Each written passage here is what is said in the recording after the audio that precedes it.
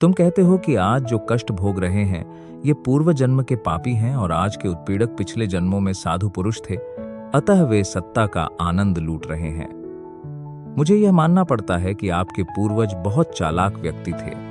उन्होंने ऐसे सिद्धांत गढ़े जिनमें तर्क और अविश्वास के सभी प्रयासों को विफल करने की काफी ताकत है। न्यायशास्त्र के अनुसार दंड को अपराधी पर पड़ने वाले असर के आधार पर केवल 3 कारणों से उचित ठहराया जा सकता है। वे हैं प्रतिकार, भय तथा सुधार।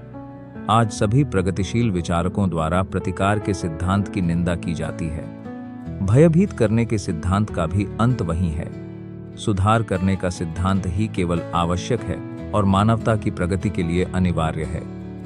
इसका ध्येय अपराधी को योग्य और शांतिप्रिय नागरिक के रूप में समाज को लौटाना है।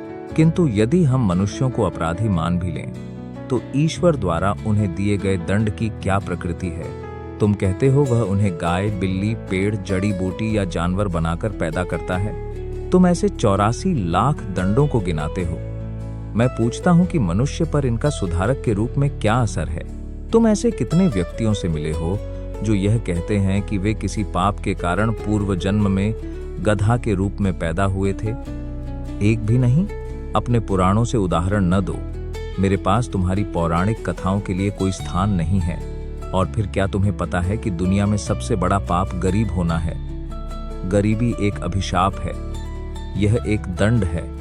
मैं पूछता हूं कि दंड प्रक्रिया की कहां तक प्रशंसा करें जो अनिवार्यतः मनुष्य को और अधिक अपराध करने को बाध्य करे? क्या तुम्हारे ईश्वर ने यह नहीं सोचा था?